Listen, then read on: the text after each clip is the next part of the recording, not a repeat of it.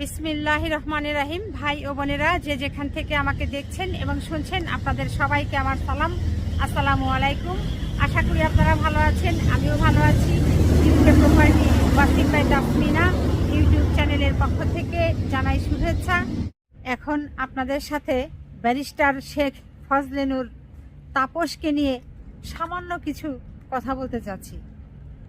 এরই মাঝে ভাই বোনেরা, আপনারা হয়তো বিভিন্ন সংবাদপত্রে পড়ে ফেলেছেন খবরটি যে এই শেখ হাসিনার আত্মীয়, এই যে ব্যারিস্টার তাপস, তিনি বাংলাদেশে যে কর দিতেন, সেই করের যে কাগজপত্র নথিপত্রগুলো এখন বের করে ফেলা হয়েছে এবং সেগুলো ঘেটে ঘুটে দেখা হচ্ছে। সেখানে কি দেখা গেল? সেখানে যেটি দেখা গেল যে এই শেখ ফজলে নূর তাপস, তার নামের আগে লাগান হচ্ছে ব্যারিস্টার। এখন তার নামের সাথে কিংবা আগে পরে যেখানেই আপনারা ভাই বোনেরা লাগাতে চান লাগাতে পারবেন যে এই মাছ ব্যবসায়ী তাপস কিংবা মাছ চাষি তাপস। তার আয় করে দেখা গেছে, নথিতে দেখা গেছে যে তিনি প্রায় বছরে ৩৫ কোটি টাকার ওপরে আয় দেখাতেন তার মৎস্য খামার থেকে।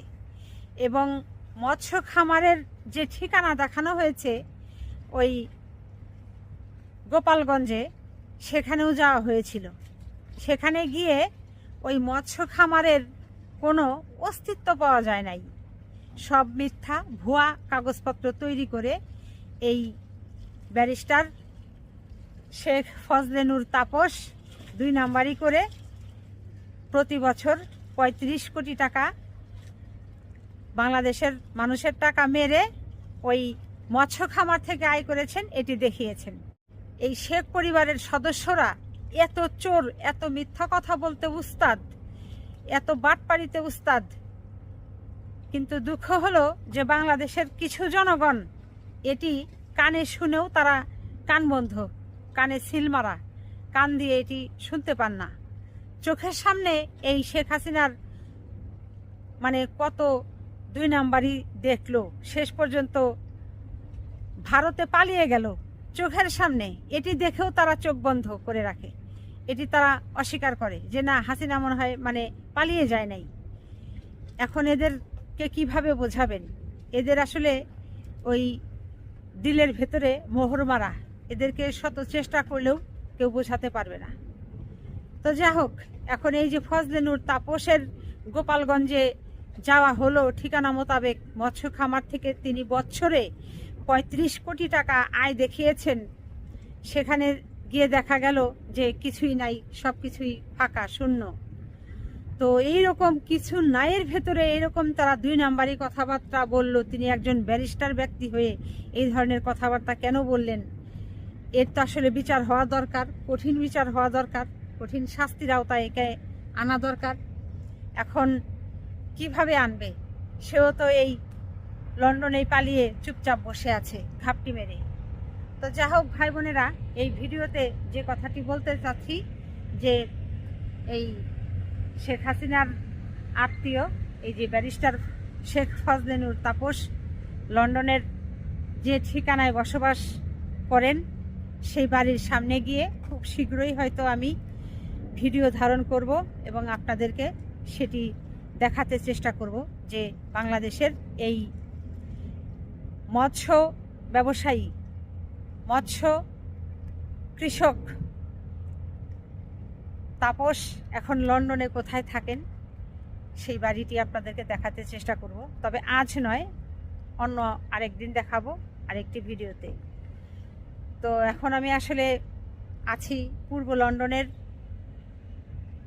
যে টেমস নদীটি আছে, এই যে পিছনে নদীর পানি দেখছেন, তারপর যেখানে আমি দাঁড়িয়ে আছি এটি মূলত একটি নৌকা ঘাটা।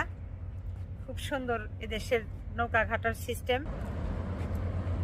আজকে শনিবার হওয়াতে নদীতে নৌকার পরিমাণ কিছুটা বেশি। এরা বেড়াচ্ছে, ঘুরছে, আনন্দ করছে, ফুর্তি করছে।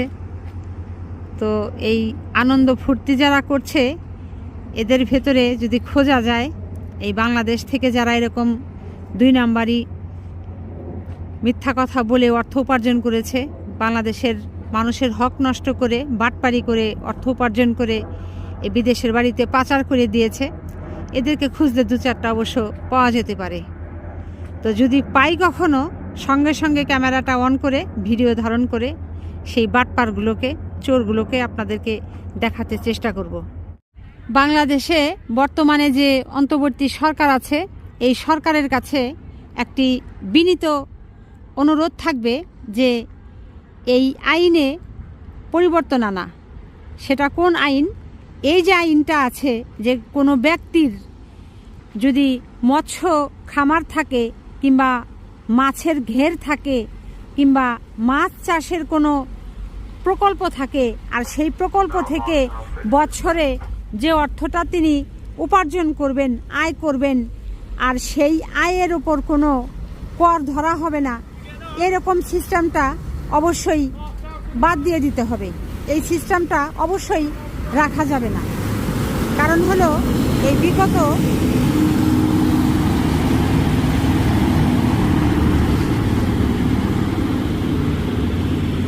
বিগত 15-16 বছরে আওয়ামী লীগের শত শত হাজার হাজার মন্ত্রী, প্রতিমন্ত্রী, উপমন্ত্রী, নেতারা, ব্যবসায়ীরা, ব্যাংকারেরা, তারপর হচ্ছে আইনজীবীরা, তারপর স্কুলের শিক্ষকরা, কলেজ বিশ্ববিদ্যালয়ের শিক্ষকরা, বিভিন্ন হাসপাতালের যারা সেবা কার্যে নিয়োজিত আছেন এই পেশায়, এদের মাঝে অনেকেই এই মৎস্য খামার দেখিয়ে তারা যে অবৈধভাবে সারা বছরে যে আয় করেছে সেটি তারা দেখিয়ে দিচ্ছে যে তারা তাদের মৎস্য খামার থেকে আয় পেয়েছে।